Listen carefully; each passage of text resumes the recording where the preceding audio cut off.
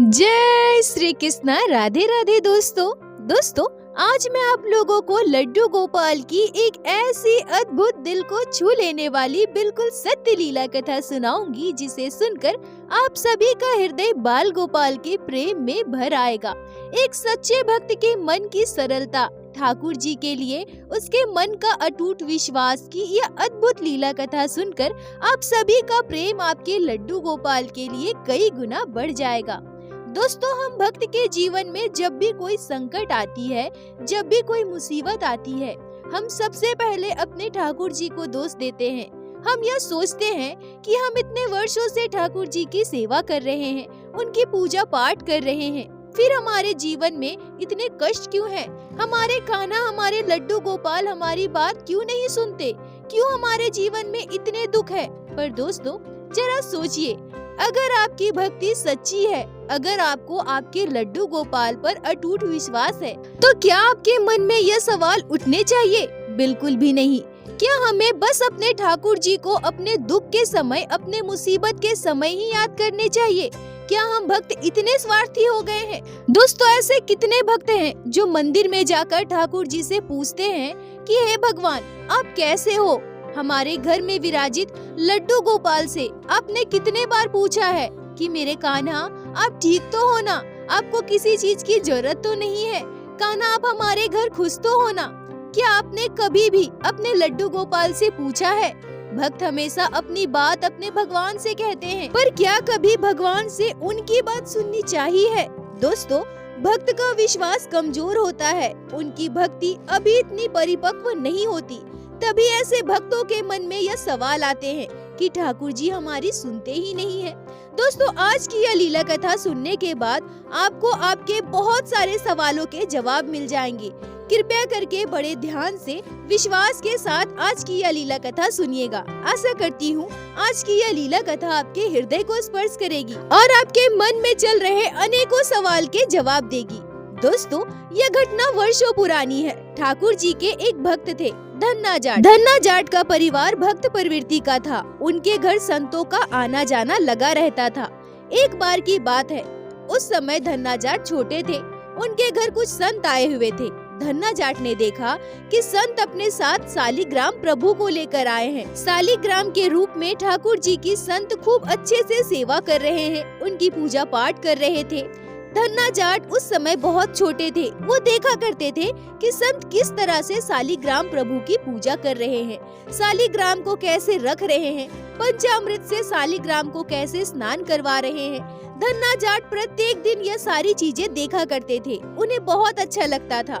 प्रत्येक दिन धन्ना जाट संतों के पास बैठते थे, सालिग्राम भगवान की पूजा पाठ देखते थे, उनकी सेवा देखते थे, संतों की बातें सुनते थे, संतों के साथ भजन कीर्तन किया करते थे। अब संत तो एक जगह पर रुक नहीं सकते, उनके लिए तो यह पूरा ब्रह्मांड ही उनका घर है। उनका तो कर्म ही होता है भ्रमण करना, ठाकुर जी के नाम का प्रचार प्रसार करना, कीर्तन करना, भजन करना। अब समय आ चला था संतों का प्रस्थान करने का। अब जब धन्ना को पता चला कि संत हमारे यहाँ से प्रस्थान करने वाले हैं, तो वो रोने लगे। संतों के पास जाकर जिद करने लगे कि आपको जाना है तो जाइए, पर आप अपने ठाकुर जी मुझे देकर जाइए। मुझे ठाकुर जी बहुत अच्छे लगते हैं, मुझे उनके साथ रहना है। अब संतों ने सोचा कि ये छोटा सा बच्चा है, बस यूं ही जिद कर रहा है, और अब वो धन्ना को कैसे समझाएं कि ये हमारे ठाकुर जी हैं, हमारे प्राणनाथ हैं, हम इनके बिना नहीं रह सकते हैं। छोटे बच्चे धन्ना जाट की बात टालने के लिए संतों ने कह दिया कि अच्छा ठीक है, रो मत, हम कल सुबह यहाँ से प्रस्थान करने वाले हैं और कल सुबह तक तुम्हारी इच्छा पूरी हो जाएगी, तुम्हें तुम्हारे ठाकुर जी मिल जाएंगे। अब सारे संतों ने सोचा कि धन्ना तो छोटा सा बच्चा है, जिद लेकर बैठ गया है, इसे किसी तरह से बहला फुसला देते हैं ताकि ये रोना बंद कर दे और ये जिद छोड़ के हमें यहाँ से जाने दे। अब संतों ने रात्रि में ही एक बड़ा सा पत्थर लाकर, जो उनके सालिग्राम से थोड़ा सा बड़ा था, सिंहासन के ऊपर रख दिया और उसे उसी तरह से टीका लगा दिया, सिंहासन पर बहुत अच्छे से सजा दिया। अब जब सुबह धन्ना जाट उठे तो सबसे पहले उन्होंने पूछा कि संत कहाँ हैं? कहीं वो चले तो नहीं गए? सबने बताया कि नहीं, संत अभी यहीं रुके हैं, कहीं नहीं गए हैं। धन्ना दौड़ते दौड़ते संतों के पास पहुँचे।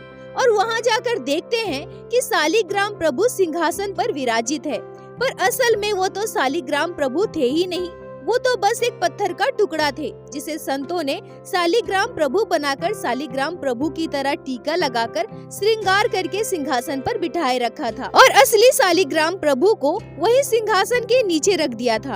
अब संत धन्ना से कहते हैं कि अच्छा धन्ना बताओ, तुम्हें कौन से वाले ठाकुर जी चाहिए, वो बड़े वाले जो सिंहासन पर बैठे हैं या फिर वो छोटे वाले जो सिंहासन से नीचे बैठे हैं। दोस्तों, बच्चों का मन तो सरल होता है। संतों को पता था कि धन्ना बड़े वाले ठाकुर जी की मांग करेंगे, जो असल में ठाकुर जी नहीं थे, वो तो बस एक पत्थर का टुकड़ा था। बच्चों के स्वभाव के अनुसार धन्ना ने भी वही किया। धन्ना ने बड़े ठाकुर जी की मांग की। धन्ना ने कहा कि मुझे तो वो बड़े वाले ठाकुर जी चाहिए, मुझे वो बड़े वाले ठाकुर जी दे दो। संतों ने धन्ना को वो दे दिया और कहे, ये लो ठाकुर जी, अब तुम इनकी सेवा अच्छे से करना, अच्छे से पूजा पाठ करना, बिल्कुल वैसे ही करना जैसे हम किया करते हैं। धन्ना अपने ठाकुर जी को पाकर बहुत खुश थे और वो बार बार संतों को धन्यवाद कर रहे थे। उसके बाद सारे संत वहाँ से चले गए। अब धन्ना प्रत्येक दिन उस पत्थर के ढेले को दूध से स्नान करवाते, जल से स्नान करवाते, फूलों से अच्छे से सजाते, तिलक करते, भजन कीर्तन करते थे, बिल्कुल उसी तरह से जैसे कि संत किया करते थे। ठाकुर जी के भजन में, उनकी सेवा में धन्ना के दिन बीत रहे थे। धन्ना का यह प्रत्येक दिन का दिनाचार्य बन गया था। ऐसे ही समय बीत रहा था। कुछ दिनों के बाद धन्ना को पता चला कि वही संत पड़ोस में आए हुए हैं। धन्ना दौड़ता दौड़ता, भागता भागता उन संतों के पास गया और कहता है कि आपको पता है, आपने मुझे ठाकुर जी दिए थे ना, मैं उनकी प्रत्येक दिन सेवा करता हूँ, ठीक उसी तरह से जैसा आपने कहा था। धन्ना आश्चर्य होकर संतों की ओर देखते हुए कहता है कि नहीं तो, मैं तो भोग नहीं लगाता। तो संत कहते हैं कि तुम भोग नहीं लगाते, तुम तो खाते हो ना, तुम्हें भूख लगती है ना, तो वो भी तो ठाकुर जी है ना, उन्हें भी भूख लगती है। अब से तुम उन्हें भोग भी लगाना, और हाँ सुन लो, भोग लगाकर उन्हें पर्दा जरूर करना। ठाकुर जी पर्दा करने के बाद ही भोग ग्रहण करते हैं। अब धन्ना का सरल सहज स्वभाव देखिए, वो कहता है कि हाँ, ये तो मैंने सोचा ही नहीं, हमारे ठाकुर जी को भी तो भूख लगती होगी ना। अरे हाँ, आज से मैं भी ठाकुर जी को भोग लगाऊंगा। दोस्तों, धन्ना इतने सरल स्वभाव के थे कि उसने उस पत्थर के टुकड़े को ही भगवान मान लिया था। पत्थर के टुकड़े को भगवान मानकर उनकी सेवा किया करता था, उनकी पूजा किया करता था, उनसे बहुत प्रेम करता था। सरल सहज स्वभाव का धन्ना अपनी माँ के पास जाकर कहता है, माँ, मुझे अपने ठाकुर जी को भोग लगाना है, आप मुझे भोजन दे दो, मुझे अपने भगवान को भोग लगाना है। अपनी माँ से भोजन लेकर धन्ना सीधे अपने ठाकुर जी के पास जाता है और अपने ठाकुर जी के आगे भोजन रखकर उस पत्थर से कहता है, ठाकुर जी, मुझे तो पता नहीं था कि आपको भोग भी लगाना है, मुझसे भूल हो गई ठाकुर जी, आज से मैं प्रत्येक दिन आपको भोग लगाऊंगा, ये लीजिए, अब आप भोजन ग्रहण कर लीजिए। तभी धन्ना को याद आता है कि संतों ने तो कहा था कि पर्दा करने के बाद ही ठाकुर जी भोजन ग्रहण करते हैं। धन्ना तुरंत ठाकुर जी के आगे पर्दा करता है और वहीं पर्दे के पीछे बैठ जाता है। सरल सहज स्वभाव का धन्ना बच्चा था। पर्दे के पीछे बैठकर धन्ना इंतजार करने लगता है कि अभी ठाकुर जी भोजन करेंगे और फिर मैं पर्दा हटाऊंगा। थोड़ी देर के बाद जब धन्ना पर्दा हटाता है तो देखता है कि भोजन तो ज्यों का त्यों रखा है, अभी तक तो ठाकुर जी ने भोजन ग्रहण किया ही नहीं। धन्ना फिर से जाकर पर्दा करता है और पर्दे के पीछे बैठ जाता है। थोड़ी देर के बाद वो वापस जाकर देखता है तो भोजन अभी भी वैसे का वैसा ही रखा हुआ है। ठाकुर जी ने तो अब तक भोजन ग्रहण नहीं किया है। अब धन्ना सोचने लगता है कि शायद मैं बार बार जाकर पर्दा हटा रहा हूँ ना, इसलिए ठाकुर जी भोजन नहीं ग्रहण कर रहे हैं। अब धन्ना पर्दे के पीछे जाकर घंटों बैठ जाता है, इंतजार करता है कि ठाकुर जी मेरा लगाया हुआ भोग ग्रहण करेंगे। घंटों बीत जाते हैं। फिर धन्ना जाकर पर्दा हटाता है और देखता है तो भोजन अभी भी रखा हुआ है। ठाकुर जी ने अब तक भोजन ग्रहण नहीं किया है। अब धन्ना रोने लगता है और उस पत्थर के टुकड़े को, जिसे वो ठाकुर जी मान बैठा था, उससे कहता है कि हे मेरे ठाकुर जी, मैं कब से बैठकर इंतजार कर रहा हूँ, पर आप तो मेरा भोजन ग्रहण ही नहीं कर रहे हैं। देख लो, अब जब तक आप भोजन ग्रहण नहीं करोगे, मैं भी कुछ नहीं खाऊंगा, मैं भी भूखा प्यासा बैठा रहूंगा। पूरा दिन बीत जाता है, रात बीत जाती है, पर ठाकुर जी अभी तक भोजन ग्रहण नहीं किए थे। अगले दिन धन्ना गैया चराने जाता है, अपनी माँ से गुड़ रोटी लेकर जाता है और दोपहर को ठाकुर जी को गुड़ रोटी का भोग लगाता है और ठाकुर जी के आगे पर्दा करता है। धन्ना ने कल से कुछ भी नहीं खाया था, पर आज फिर से ठाकुर जी भोजन ग्रहण नहीं करते हैं। धन्ना छोटा बच्चा था, भूख से व्याकुल हो रहा था, पर उसने भी जिद पकड़ ली थी कि जब तक ठाकुर जी भोजन ग्रहण नहीं करेंगे तब तक मैं भी भोजन नहीं करूंगा। सुबह से शाम हो जाती है, भूखे प्यासे धन्ना तड़पने लगता है, पर वो अपनी जिद पर अड़ा रहता है कि जब तक मेरे ठाकुर जी भोजन ग्रहण नहीं करेंगे तब तक मैं भी कुछ नहीं खाऊंगा। अगले दिन सुबह माँ से रोटी गुड़ लेकर फिर से धन्ना गैया चराने जाता है। अपने ठाकुर जी के आगे भोजन की थाली रखता है और पर्दा करके इंतजार करने लगता है कि आज मेरे ठाकुर जी भोजन ग्रहण करेंगे। कुछ समय के बाद जब धन्ना पर्दा हटाता है तो देखता है कि भोजन की थाली आज भी वैसी की वैसी ही रखी है। मेरे ठाकुर जी ने तो आज भी भोजन ग्रहण नहीं किया है। छोटा सा बच्चा धन्ना भूख बर्दाश्त नहीं कर पाता है और वो जोर जोर से चिल्ला चिल्ला कर रोने लगता है। ठाकुर जी से कहता है, आपको मुझ पर जरा भी तरस नहीं आती? आप नहीं देख रहे कि मैं 3 दिनों से भूखा हूँ? आप मेरी बात क्यों नहीं सुनते भगवान? आपको सभी 56 भोग लगाते हैं, पर मेरे पास तो बस गुड़ रोटी है, इसलिए आप मेरा भोजन ग्रहण नहीं कर रहे हैं ना? हे ठाकुर जी, यह कहकर धन्ना पर्दे के पीछे बैठे बैठे रोता रहता है। तभी कुछ देर के बाद जब धन्ना दोबारा पर्दा हटाता है तो क्या देखता है? हमारे मोर मुकुटधारी हमारे ठाकुर जी, छोटे से बाल गोपाल हमारे लड्डू गोपाल, बाल स्वरूप में भगवान श्री कृष्ण धन्ना का लाया हुआ गुड़ रोटी का भोग ग्रहण कर रहे हैं। धन्ना ठाकुर जी को डांटने लगता है। धन्ना जोर जोर से ठाकुर जी से कहता है, मैं कब से आपको पुकार रहा हूँ, कब से आपको बुला रहा हूँ, यह कोई समय है आने का? देखो तो मैं तो माँ से गरम गरम रोटी लेकर आया था, देखो ना सारा भोजन भी ठंडा हो गया। हमारे मोर मुकुटधारी हमारे ठाकुर जी मुस्कुराते हुए धन्ना से कहते हैं कि कोई बात नहीं, मुझे तो इस ठंडे भोजन में भी आनंद आ रहा है। दोस्तों, भले ही वह शालिग्राम असली नहीं थे, पर हमारे ठाकुर जी तो कण कण में विराजित है। भगवान सिर्फ मूर्तियों या मंदिरों में ही नहीं होते, हम उन्हें अगर महसूस करें तो वो हवाओं में है, हमारे सांसों में है। भगवान तो कण कण में है, कण कण में वास है हमारे ठाकुर जी का। ठाकुर जी बड़े ही प्रेम से धन्ना का भोजन ग्रहण कर रहे थे। अब यह प्रत्येक दिन की प्रक्रिया बन गई थी। धन्ना प्रत्येक दिन ठाकुर जी को भोग लगाता और प्रत्येक दिन ठाकुर जी भोग ग्रहण करने आते थे। धीरे धीरे धन्ना बड़ा होने लगा था। धन्ना तो प्रत्येक दिन गैया चराने जाता था और अपने ठाकुर जी को भी अपने जेब में भरकर ले जाया करता था। दोस्तों, धन्ना का सरल स्वभाव देखिए, वो गांव से दूर जंगलों में जाकर ठाकुर जी को अपने जेब से निकालता था और कहता था, ठाकुर जी यहाँ कोई नहीं है, अब जल्दी से प्रकट हो जाओ, हम दोनों मिलकर भोजन करेंगे, ढेर सारी बातें करेंगे, साथ में खेलेंगे और गैया भी चराएंगे। ठाकुर जी के प्रति धन्ना की भक्ति और प्रेम इतनी गहरी हो गई थी कि हमारे ठाकुर जी धन्ना के सरल सहज स्वभाव से रीझ गए थे। ठाकुर जी धन्ना का मित्र बन चुके थे। दोस्तों, हमारे ठाकुर जी को कुछ भी नहीं चाहिए, वो तो बस हमारे भक्ति से, सच्चे दिल के भाव से ही रीझ जाते हैं, भक्त के प्रेम से प्रसन्न हो जाते हैं। एक दिन हुआ यूं कि धन्ना के घर कुछ रिश्तेदार आए थे। धन्ना आज गैया चराने नहीं जा पा रहा था। ठाकुर जी धन्ना से पूछते हैं कि धन्ना, तुम आज गैया चराने नहीं जाओगे क्या? धन्ना कहते हैं कि आज मेरे घर रिश्तेदार आए हैं, मैं आज गैया चराने नहीं जा पाऊंगा। तब ठाकुर जी धन्ना से कहते हैं कि कोई बात नहीं, आज तुम्हारी गैया मैं चरा कर लाऊंगा, तुम चलो, सारी गैया के साथ मुझे गांव से बाहर छोड़ कर आओ। धन्ना ने भी बिल्कुल ऐसा ही किया। सारी गैया लेकर ठाकुर जी को जेब में लेकर गांव से बाहर जंगलों में चले गए और वहां जाकर ठाकुर जी को जेब से निकाल कर कहते हैं, ठाकुर जी यहाँ आप प्रकट हो जाओ, यहाँ कोई नहीं है, बस मैं और मेरी गैया है। ठाकुर जी प्रकट होकर गैया चराने लगे और धन्ना अपने घर वापस आ गए। अब ये हमेशा की प्रक्रिया बन गई थी।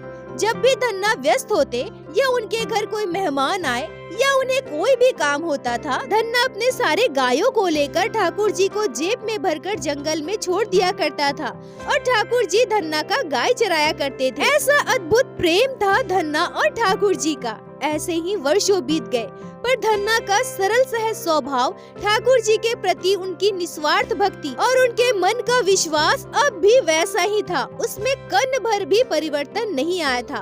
वर्षों बाद संत दोबारा गांव में आए। धन्ना को पता चला कि संत आए हैं। धन्ना भागा भागा उन संतों के पास गया और जाकर संतों से कहते हैं, आप सभी की बहुत बड़ी कृपा है जो आपने मुझे ठाकुर जी दिए थे।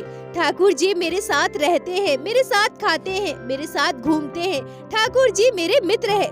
दोस्तों, संत उपहास की भावना से धन्ना से कहते हैं कि कहाँ है तुम्हारे सालिग्राम, कहाँ है तुम्हारे ठाकुर जी, चलो हमें भी दर्शन कराओ। संतों को लगा कि धन्ना बड़ा तो हो गया है, पर इसका दिमाग अभी भी बच्चों के जैसा है। तभी यह बच्चों जैसी बातें कर रहा है। चलो जाकर देखते हैं ये कैसे सेवा करता है उस पत्थर के टुकड़े की। तब धन्ना तुरंत उन संतों से कहते हैं कि नहीं नहीं, अभी ठाकुर जी नहीं है, वो यहाँ नहीं है, वो तो गैया चराने गए हैं। संत धन्ना से कहते हैं कि क्या ठाकुर जी गैया चराने गए हैं? संतों को लग रहा था कि धन्ना अभी भी बच्चा ही है। शरीर तो बड़ा हो गया है, पर इसका आचरण अब भी बच्चों वाला है। संत कहते हैं कि अच्छा ठाकुर जी गैया चराने गए हैं। धन्ना फिर से कहता है कि हाँ, मेरे ठाकुर जी गैया चराने गए हैं। आपको विश्वास नहीं हो रहा है क्या? तो चलो चलो मिलवाते हैं अपने ठाकुर जी से। दोस्तों, संतों को अभी भी यह लग रहा था कि धन्ना का स्वभाव बच्चों जैसा है, वो कुछ भी बोल रहा है। पर धन्ना बार बार जिद करने लगा। आपको विश्वास नहीं हो रहा तो चलो मेरे साथ, मैं अपने ठाकुर जी से आपको मिलवाता हूँ। अब बार बार धन्ना के जिद करने पर संतों ने सोचा कि ये तो ऐसे मानने वाला है नहीं, बार बार जिद कर रहा है, तो चलो चलकर देख लेते हैं। अब सारे संत धन्ना के साथ गांव के बाहर जंगल के पास जाकर देखते हैं कि गाय की एक झुंड आ रही है और धन्ना उसे देखकर मुस्कुरा रहा है, खुश हो रहा है। तभी धन्ना अचानक से जोर जोर से चिल्लाने लगता है, ये आ गए मेरे ठाकुर जी, देखो देखो मेरे ठाकुर जी आ रहे हैं, देखो देखो मेरे ठाकुर जी आ गए, वो देखो सामने मेरे कृष्ण कन्हैया। तभी संत चिल्लाकर पूछते हैं कि कहाँ है कृष्ण कन्हैया, कहाँ है ठाकुर जी? धन्ना बताओ ना, कहाँ है कृष्ण कन्हैया? हमें तो दिखाई नहीं दे रहे हैं, तुम पागल हो गए हो क्या? धन्ना संत से कहते हैं कि अरे वो देखिए सामने मेरे ठाकुर जी, मोर मुकुटधारी, हाथ में बंसी लिए, गले में बैजंती माला, पीताम्बरी पहने, घुंघरेले केस वाले, ये देखो सामने आ रहे हैं मेरे कृष्ण कन्हैया। देखो देखो मेरे ठाकुर जी कितने सुंदर लग रहे हैं। अरे वो क्या है ना, गैया चरा रहे थे ना, तो धूप में थक गए हैं, इसलिए पसीने से लथपथ हो गए हैं, धूल मिट्टी लग गई है मेरे कन्हैया के चेहरे पर। अरे देखो ना, मेरे कन्हैया सामने खड़े हैं। वहाँ उपस्थित सारे संत आश्चर्य थे। संत कहते हैं कि धन्ना ये कैसी बातें कर रहे हो, और ठाकुर जी के स्वरूप का ऐसा वर्णन तो भागवत में है, तुम्हें ये सब कैसे पता, कहाँ से सुना है तुमने ये सब? धन्ना कहते हैं कि मैंने कहीं से नहीं सुना। अरे ठाकुर जी तो मेरे सामने हैं, मैं तो ठाकुर जी को देख रहा हूँ, और आप लोग ये कैसी बातें कर रहे हो कि आपको मेरे ठाकुर जी दिखाई नहीं दे रहे हैं? वो देखो ना, देखो सामने आ रहे हैं मेरे मोर मुकुटधारी, हाथ में बंसी लिए, मेरे कृष्ण कन्हैया। देखो देखो गायों के बीच आ रहे हैं। धन्ना बहुत खुश थे, और धन्ना को खुश देखकर संत समझ चुके थे कि धन्ना सच बोल रहे हैं। धन्ना सच में ठाकुर जी को देख पा रहे हैं, ठाकुर जी धन्ना को दिखाई दे रहे हैं। संतों ने वर्षों तपस्या की, ठाकुर जी की सेवा की थी, पर ठाकुर जी को पाए नहीं थे, और ठाकुर जी मिलते भी तो कैसे? ऐसी सरलता किसी में नहीं होती है जितनी धन्ना में थी। ठाकुर जी से निस्वार्थ प्रेम करना सबकी बस की बात नहीं है। दोस्तों, जब आपका मन इतना सरल सहज हो जाता है, आप निस्वार्थ भाव से, बिना किसी उम्मीद के, बिना किसी चाह के ठाकुर जी की सेवा करते हैं, जब आपके मन में यह चिंता नहीं होती कि मेरा भविष्य क्या होगा, मेरे साथ ये क्या हो रहा है, मेरे जीवन में कौन से दुख आ रहे हैं, आपका विश्वास इतना प्रबल हो जाता है कि आपको किसी चीज की सुध बुध नहीं होती। आपको आपके जीवन में आने वाले भविष्य की क्या, अगले क्षण की भी चिंता नहीं होती, तब ठाकुर जी आपके साथ होते हैं। एक बार आप निस्वार्थ भाव से अपना सर्वस्व अपने ठाकुर जी को सौंप दीजिए, निस्वार्थ भाव से ठाकुर जी की सेवा कीजिए। दोस्तों, अपने ठाकुर जी, अपने लड्डू गोपाल से हमेशा मांगने की अपेक्षा कभी उनसे पूछिए कि ठाकुर जी आप ठीक हो ना। मंदिरों में जाते हो तो भगवान के आगे हाथ जोड़कर उनसे पूछिए कि भगवान आपको कोई दिक्कत तो नहीं है, क्या आप हमसे कुछ कहना चाहते हैं। दोस्तों, वो अनंत कोटि ब्रह्मांड के स्वामी हैं, उन्हें भला हम क्या दे सकते हैं, और हमारे ठाकुर जी को भला हमसे चाहिए भी क्या। पर सर्वदा याद रखिए दोस्तों, जब हम प्रेम से अपने ठाकुर जी से बात करते हैं, अपना सर्वस्व अपने ठाकुर जी पर निछावर कर देते हैं, हमारी सारी चिंताएं, उम्मीदें, आकांक्षाएं सब कुछ ठाकुर जी के चरणों में डाल देते हैं, तो अब हमारी चिंता हमारे ठाकुर जी करते हैं। जरा सोच कर देखिए दोस्तों, जिसकी चिंता स्वयं इस त्रिलोक के स्वामी हमारे ठाकुर जी करे, उसे भला किसी चीज से डरने की क्या आवश्यकता है, उसे भला उसके भविष्य की चिंता करने की क्या आवश्यकता है। दोस्तों, हमारे ठाकुर जी से मांगने की अपेक्षा निस्वार्थ भाव से एक बार ठाकुर जी से प्रेम कीजिए, बिल्कुल धन्ना जाट की तरह। फिर आप देखना दोस्तों, धन्ना जाट की तरह हम इतने सौभाग्यशाली तो नहीं, हम इस कलयुग में वास करने वाले तुच्छ मानव हैं, पर शायद हमारे ठाकुर जी की हम पर इतनी कृपा हो जाए कि उनके अंश मात्र का हमें आभास हो जाए।